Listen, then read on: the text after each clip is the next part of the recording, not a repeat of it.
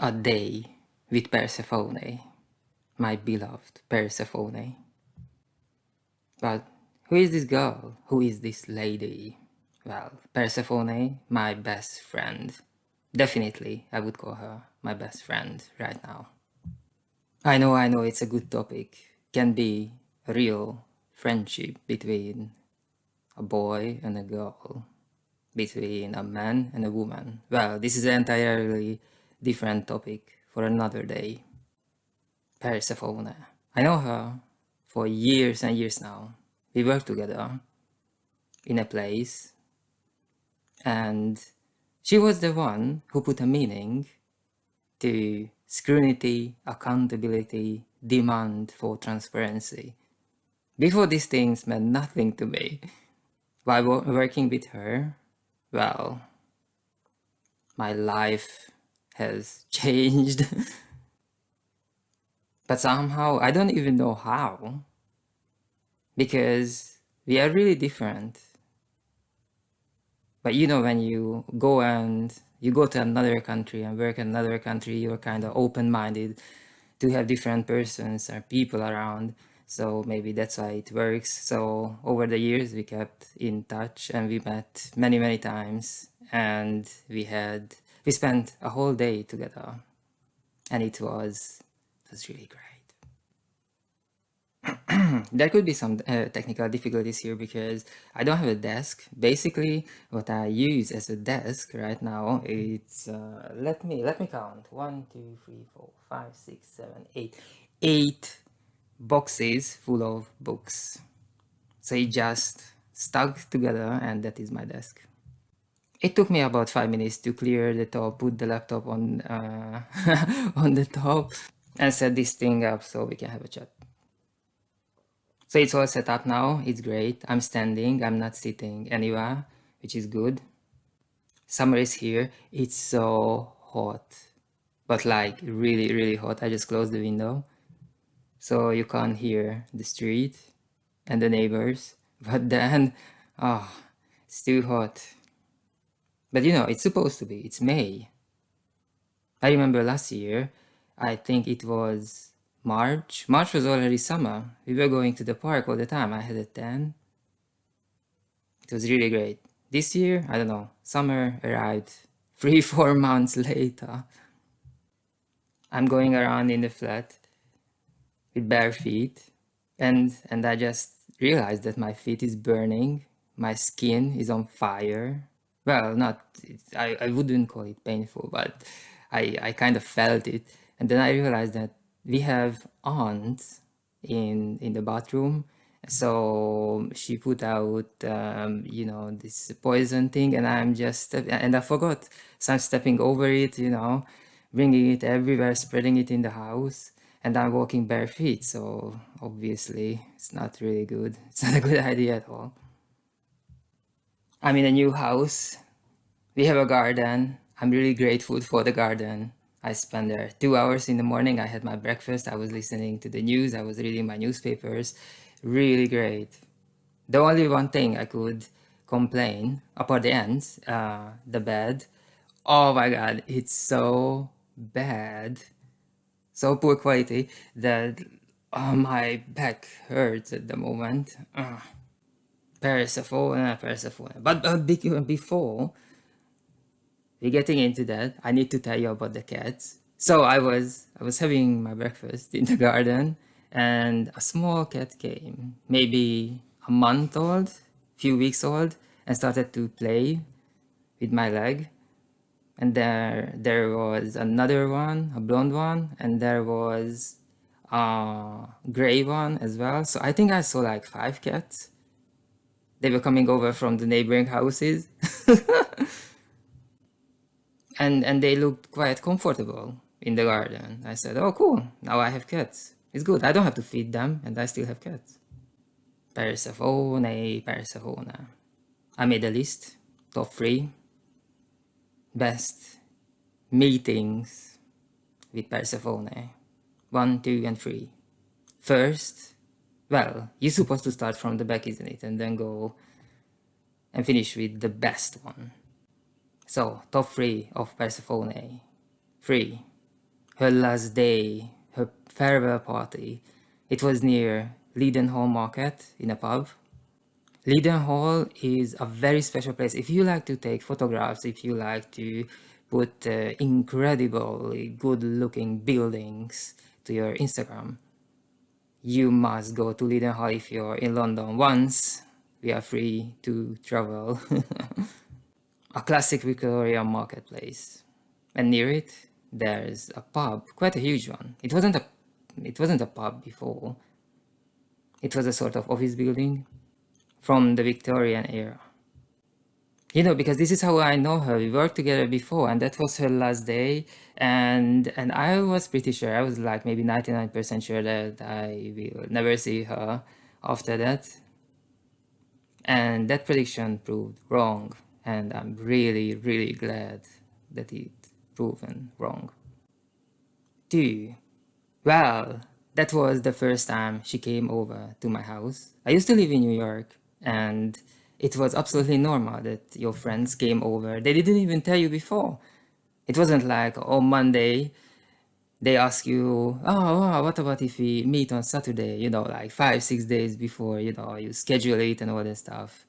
And then in New York, sometimes it's like they don't even tell that they're coming. They just show up and things. And that was great. If I miss something from New York, it is that your friends coming over without any notifications. And it's just great. It's a nice surprise. In Europe, it's completely different. It's maybe you schedule it a week before or 2 weeks before, and then you change the time 5 times, and maybe you cancel it, and it's quite difficult. It I don't know. It's much more formal, I would say. I have many, many, many longtime friends who never visited my house, and I never went to their house. We always meet in coffee bars or in the park or in the cinema or places like that, or for any sort of activity. So on the top list, definitely the second one, when Persephone came to my house the first time and we played a board game called Royal Game of Ur, which I purchased from British Museum. It was £99 and you can buy it only at British Museum, because what they did a replica from what they found in the city of Ur, in the tombs, in the royal tombs. I think it took them quite some time to figure out the rules, because obviously there was no rule books around.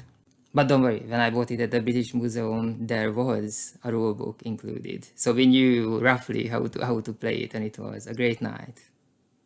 Very good board game, I recommend it.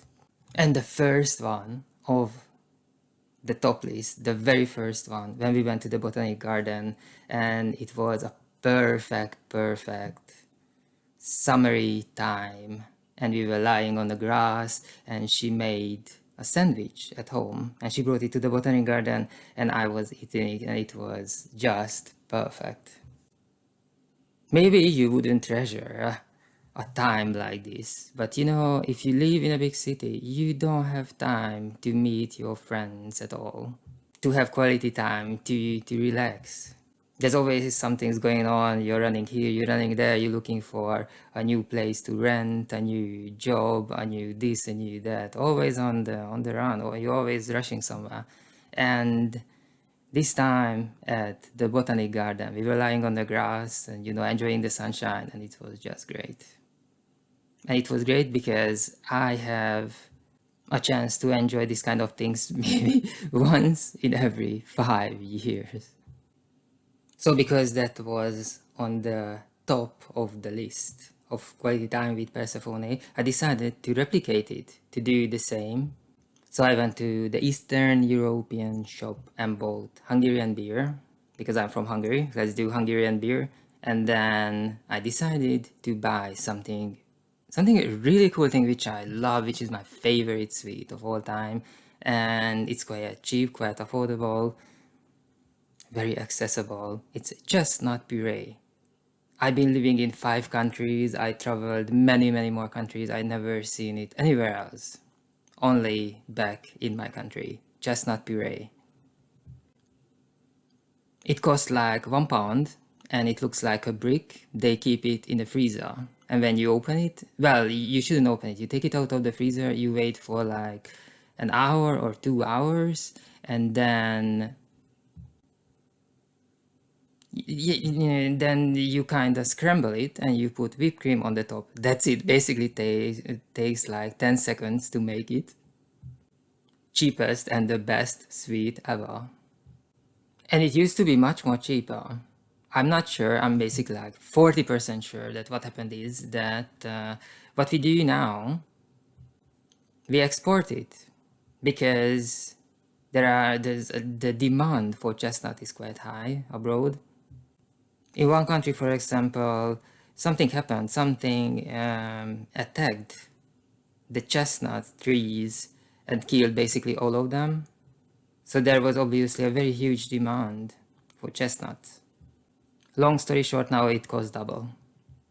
But it's still cheap if you compare it to, I don't know, if you go to the coffee bar and you want to buy brownies or even a croissant. There's a church nearby with an amazing garden around it. And when I say amazing, I really mean it. The volunteers, they keeping it astonishingly beautiful. You have the benches and basically the bushes covering you halfway. So when it's raining, you don't have to go home. You can stay there on the bench and read your book because all the leaves will cover you from the rain. Really, really good. Good engineering work. Oh, we were sitting there. Every single bench was occupied, but with one person. So these people, after 1 year and 3 months of lockdowns and things like that, they really, take the social distancing seriously. Oh, the day was typical for London. In 1 minute, it's -5, and you need to put on your jacket. The next minute, it's 20 degrees, and you need to strip off to have only a t-shirt on, and then it rains, then the wind, and then again summertime. All 4 seasons in 10 minutes. But when we were doing the picnic, when we were eating, when we were having fun, when we were relaxing, we caught exactly the right time. The best season of all, summer. I absolutely love the way how we dare to talk to each other. If you are a third person, and you're sitting next to us on a bench, you would be surprised because we don't talk like normal friends at all. It sounds like a job interview. You remember in the very beginning I said that she was the one who introduced me to the word scrutiny, accountability, and demand for transparency. Well, she is very quick-witted. Actually, she should work in the media, the ones who preparing the stars and celebrities how to have an interview. Because if you survive 2 minutes conversation with her, then you can survive anything. Oh, I hope you have great friends too.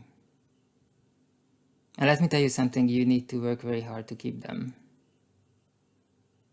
Friends are very, very important. They are there to keep you in the right track and to stop you to make bad decisions. Who else can do that? No one. Take care, people. Take care. Bye.